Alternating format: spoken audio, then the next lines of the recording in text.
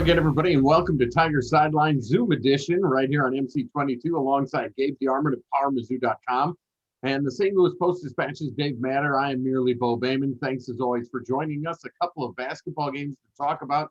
We'll dive into the 10th-ranked Tigers. They beat then number 10 Alabama 68-65 in a wild game where they controlled really everything for about 34 minutes. And then Alabama comes back and nearly steals that game. And then last night, the most disappointing game of the season to me, in a really beat down by Ole Miss, 80-59. The Tigers now 13-4, 6-4 on the season. Let's go back to last Saturday. For the 34 minutes, Dave, it was the most impressed I've been with Missouri because they played about as well as they could against the team that hadn't lost in the SEC. Yeah, really on both sides of the floor. They were super aggressive defensively, just very disruptive. And Mark Smith had 5 steals. This is the point where I was looking up the single game record for steals in a game, and he wasn't quite there, but he was trending that way. And he wasn't alone. They were just so disruptive, and offensively they pushed the pace so much. I think I said on here last week, you can't beat Alabama by trying to play their style. Well, no, they did just that, or at least they got a big lead doing just that. And that's who they are right now. And it was really impressive. It was. They shot well. They were physical. They did everything right. They got to every single loose ball, or at least it seemed that way. Every 50-50 ball they got to. They looked like the hungrier team for sure. And Alabama sort of responded early on like, hey, no one's really challenged us like this before. They didn't know how to react. Eventually they did, but not initially. Boy, those last 6 minutes, though, was hang on for dear life. And when Alabama got to within one, Gabe, I honestly thought they were going to win. Yeah, I was texting a friend of mine, and when the lead got down to like, I don't know, 9 or 10 with, I guess it was probably somewhere around 3.5 minutes, I texted him, I said, they're still going to win, right? And then like it got down to 1, and I thought, oh, I think they're not going to win. And Alabama missed 2 open layups. One of them was blocked. So Mitchell Smith deserves credit. We could do a segment on whether or not Drew Smith fouled him. Most people, Missouri fans say no. Alabama fans say yes. I know that's breaking news. But the one before that was like Herb Jones just missed a wide open layup that would have given Bama the lead.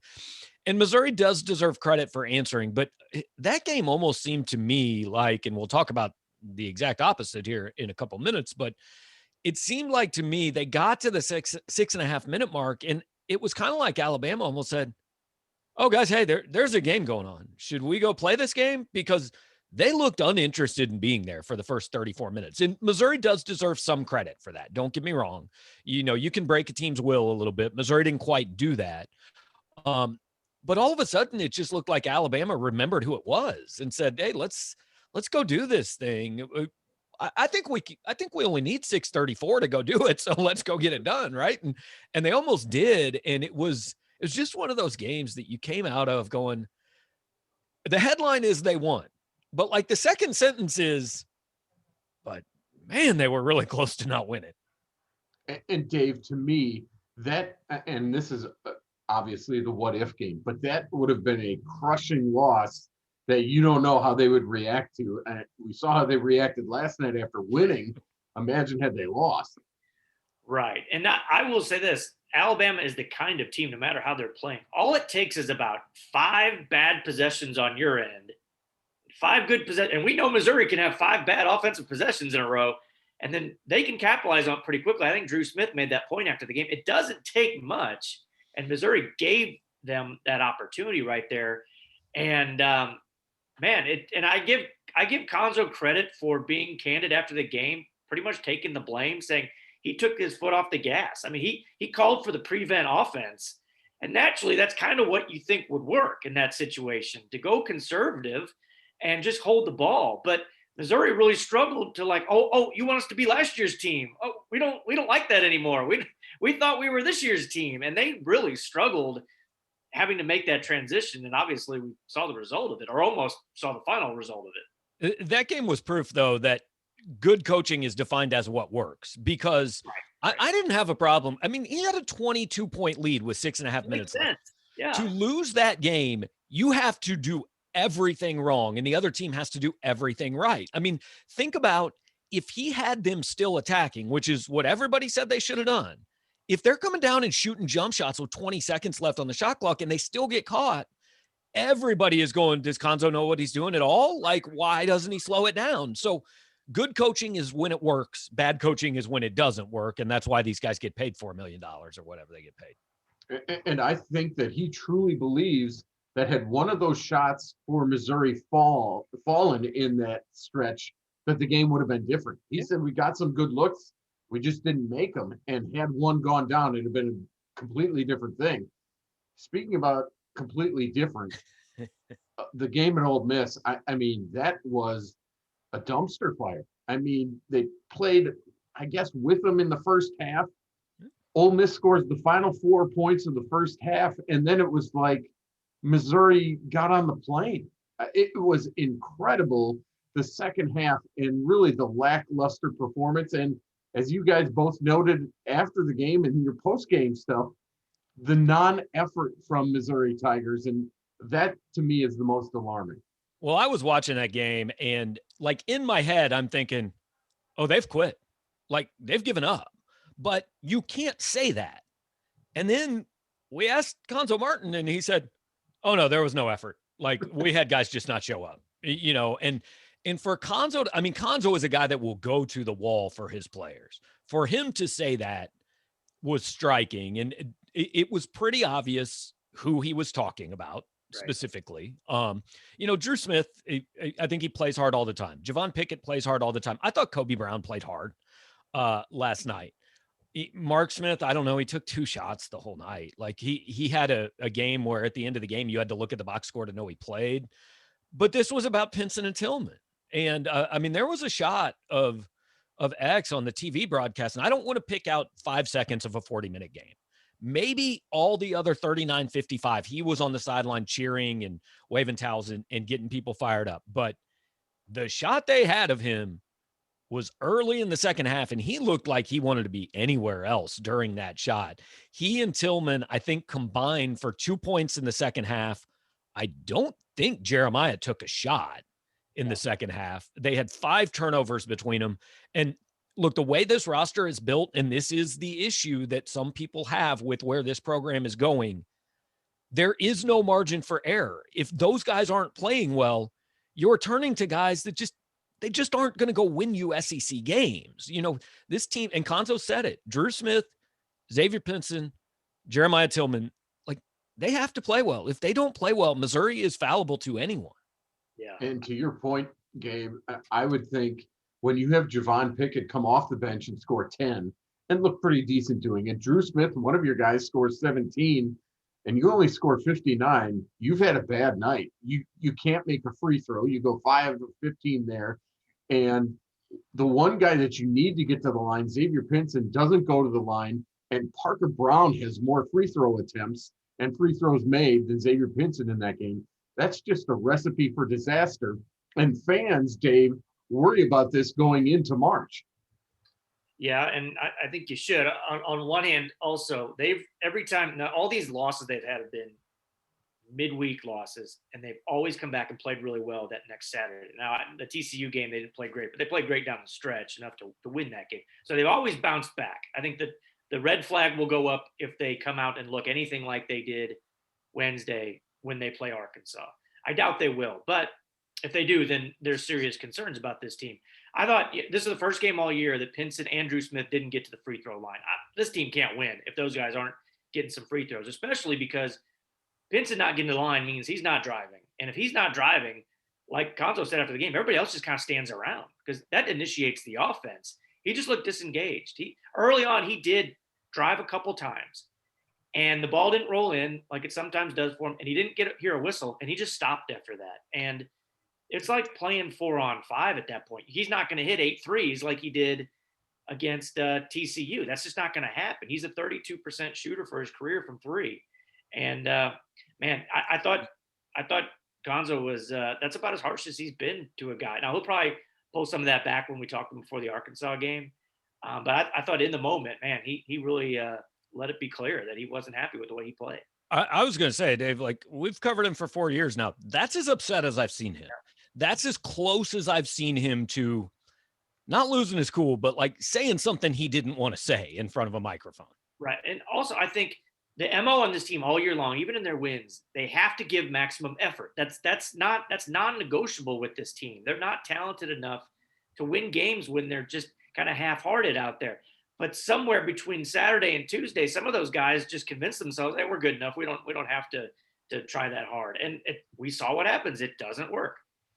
You know, I was drowning my sorrows in some Burger Smokehouse snack sticks, Gabe, listening to your post game. And you brought up a good point. 3 of the last 4 games, this team has given up at least 80. Yeah. This is a team built on their defense, and they're not playing much right now. Look, the offense wasn't great last night, but they've won games with 59 points before, right? I mean, the first half, I actually thought, like, yeah, the defense wasn't great, but Ole Miss hit some shots that Ole Miss just doesn't hit, right? And you thought, well, Ole Miss can't shoot 60% for the game. Well, the reason Ole Miss shot 60% for the game is Missouri seemed completely uninterested in getting in anyone's way on the defensive end. And even when Ole Miss missed a shot, Missouri just kind of watched him get the rebound. I mean, I tend to be a person that when I watch basketball, I have a hard time assessing defense a lot of times, unless it's just insanely good or insanely bad. I did not have a hard time assessing it last night. It was very easy to tell that it was very bad. And my first question to Konzo in the post game was, you always say just defense is about effort. Was the effort there? And he just said, oh no, not at all. And that's why you always want to ask a coach or a player, like, you never throw out the accusation that they weren't trying. You make them say it. And he said it very clearly. Yeah, no doubt. So now they try to rebound in a tough game, I think. I mean, I know it's the Rally for Ryan game. They've never lost a Rally for Ryan game. But Arkansas is here this weekend for a mid-afternoon game on Saturday. Then they go back on the road to Georgia next Tuesday. And this is getting towards the end of February. To me, it's get right time. And as you guys pointed out before, they have done that in the past. When they've come off a terrible loss or a loss, they've bounced back, and we'll see if they can do that again on Saturday. Yeah, outside of Arkansas and I guess that Florida game, the schedule is kind of a double-edged sword because, yeah, there's a bunch of winnable games, but if you lose one of these, we saw what happens to their rankings in the net ranking. When you lose to Ole Miss, you plummet, and the same thing will happen if you lose to South Carolina or you lose to Texas A&M. So there's a lot more to lose at this point than there is to gain, especially if they don't get that game against Vanderbilt. And the LSU game, I think, would help them, but they could probably afford not to play that game. LSU and Florida have much tougher schedules down the stretch, but again, more to gain also because of strength of schedule. And that's an underrated part of last night's game. I thought Ole Miss had to win that game. Right. Ole Miss is not making the NCAA tournament without winning that game. They may not make it anyway, but they're not making it if they don't win that game. And Ole Miss played like it had to win that game. Missouri played like it could afford to lose that game. I don't know that Arkansas has to come here and win, but Arkansas can really go a long way toward making the tournament if they win here this weekend. And Missouri, they're still going to be in, so is there a sense of, I just didn't sense any urgency. I didn't feel like Missouri put any importance on that game. And whether that's, I don't think that's coaching. I mean, how you can only tell them to do things. Right. He didn't tell them to not play good defense or not try hard. So you can only tell them so many times, then they have to go do it. But, the good thing for Missouri is after the game Saturday, they're going to play 4 or 5 teams that have nothing to play for. I mean, South Carolina and A&M and Vandy aren't trying to save anything. I will say this team doesn't really, and this is not excuse, these guys don't know what it's like to play important games in February and March. Jeremiah Tillman's the only one who's played the tournament. And I doubt 3 years ago he was checking Joe Lenardi every day. I don't know if they really get the stakes. So maybe this was a wake-up call. We'll see. The women's basketball team continues to go one step forward, one step back. They're 7-7 on the year. They're 3-6 in the SEC.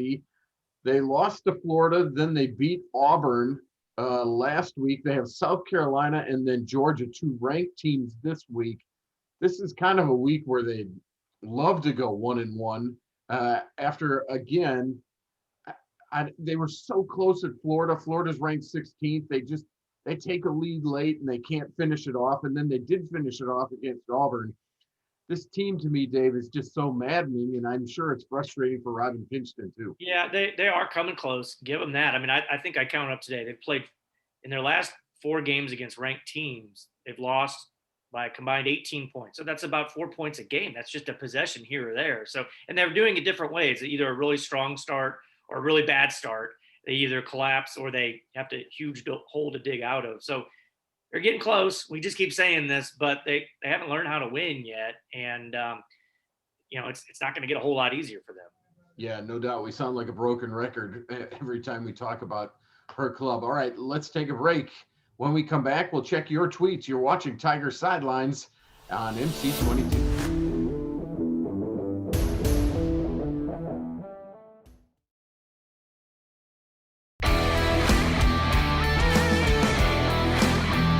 Welcome back, everybody. You're watching Tiger Sidelines alongside Gabe DeArmond and Dave Matter. I'm Bo Bayman. Thanks, as always, for joining us.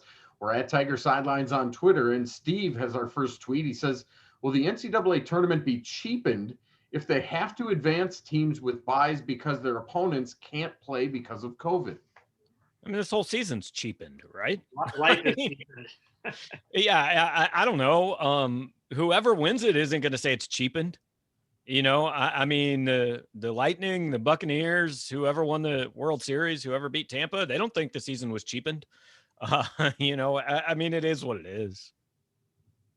Steve also wants to know if a team has COVID issues the week of the conference tournament, could it keep the NCAA selection committee from selecting them?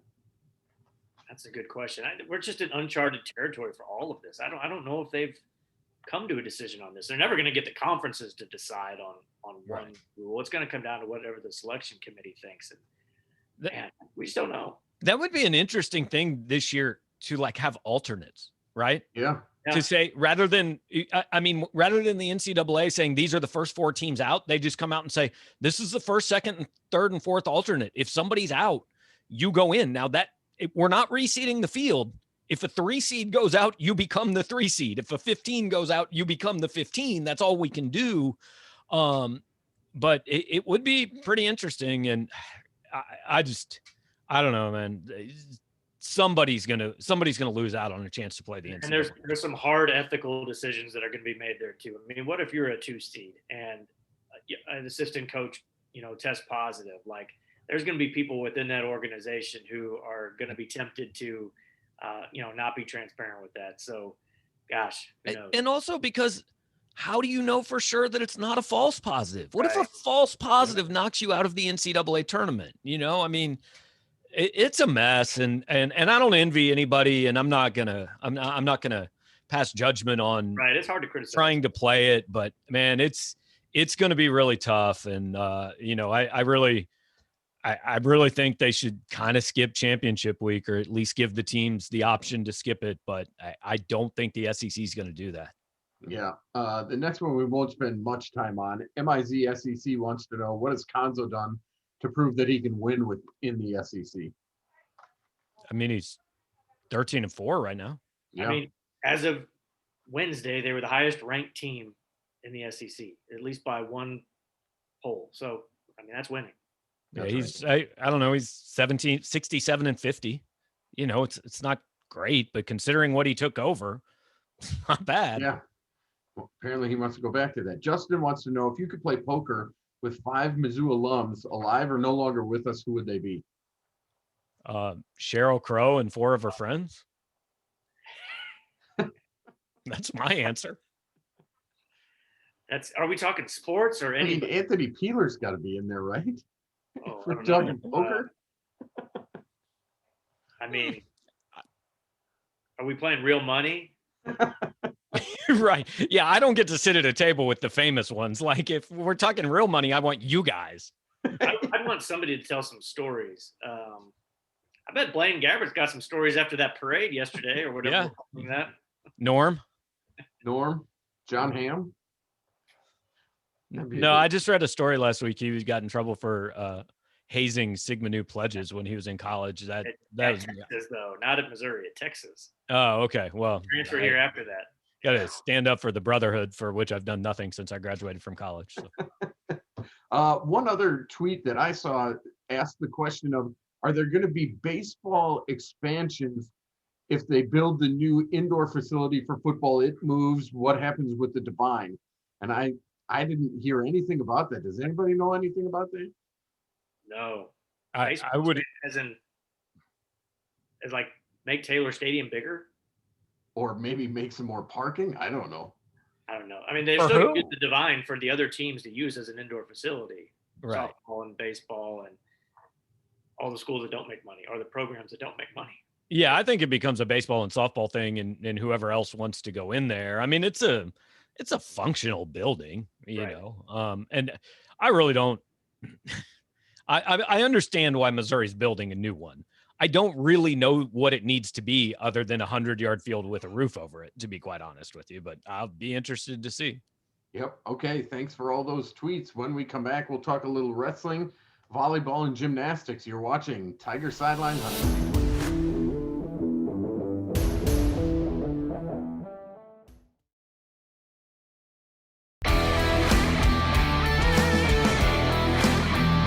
Welcome back, everybody. Gabe DeArmond, Dave Matter, and I'm Bo Bayman. Thanks as always for joining us right here on Tiger Sidelines. The number 5 now wrestling team defeated SIU Edwardsville 35-3 to finish the duels undefeated. Tigers 10-0, 4-0 in the MAC. Up next, they head to Oklahoma State this weekend, and it's going to be a different format. It's the Cowboy Challenge, so it won't be duels. They're going to set up brackets at each weight class to kind of get that tournament feel in. Then they have a couple of weeks, and then around February 26, 27, they go to the MAC, and then they have a couple of weeks, and they have to go to nationals. So there are some guys who are in the starting lineup who are not going to Oklahoma State this week just because they got to keep them healthy. And if they would somehow get COVID, they would be out of the MACs. And if you don't make the MACs, you might not make nationals. So they're trying to keep that still intact as they just try to maneuver around anything. And in that sport, in wrestling, I don't know how they've had a season, to be completely honest with you. I was going to say, bravo that somehow they're still wrestling. Like, there's a different basketball team going on COVID pause every 3 hours. And look, I'm sure wrestling teams have gone on pause. I don't follow it that closely, but the fact that season's still going. Also, Brian Smith should call Conzo Martin and say, look, here's the deal about not taking guys to some of these events. Like, when you get to the SEC tournament, all the guys that you actually want to play, that you need to play, like, they're sick, dude. They got a sprained ankle. They're not going to Nashville. I want to see 40 minutes of Ed Chang. 100%, man. Ed Chang is making his debut. Jordan Wilmore and Ed Chang in the backcourt. Absolutely. Gymnastics will host Auburn Friday night at 8. The volleyball team had their matches at Florida postponed. They'll travel to Tennessee this weekend. And that's another sport that's really been riddled with the virus, has been volleyball. They play like once a month. That's what it's. And they just came off of like a 3-month break. It is crazy. Right. This was the first match of the spring, and they didn't play it. Yeah. Speaking of spring, Mizzou softball starts the season this weekend, playing Memphis and Florida State. They'll play the same on Saturday, and then they play one more against Memphis on Sunday as they try to get a bunch in. I think, are they in Arizona or Florida? Florida, I think. Florida. And in the baseball. And baseball is going to start in Arizona in about a week or two. But the spring sports are here, and they're going to go full bore because they're going to try to get as much in as they can, I would imagine. Not on the home fields, unless they got a pretty good snowblower. Yeah, no doubt about it. Okay, quickly, before we wrap up, Mizzou, Arkansas, do the Tigers bounce back, Gabe? I mean, I think it's written in the SEC bylaws that they win on Rally for Ryan Day, right?